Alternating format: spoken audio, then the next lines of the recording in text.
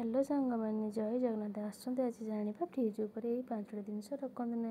1 number fridge उपर केबे औषध रखु ना, यहाँ द्वारा औषधर प्रभाव कमी जाए।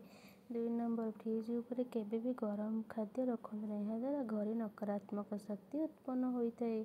3 नंबर फ्रिज उपर लुण डबा रखा उचित नहीं, यहाँ द्वारा पति पत्नी मध्य कलह उत्पन्न होता है।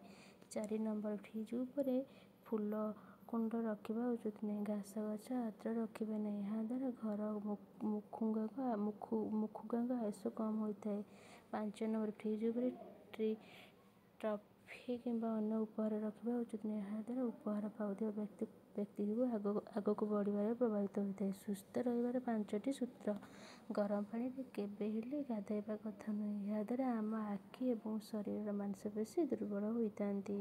2 नंबर क्षीर चाह अति कम सेवन करने द्वारा दरकार क्षीर चाह पीवा द्वारा gas acidity high blood pressure समस्या देखा दे पारे।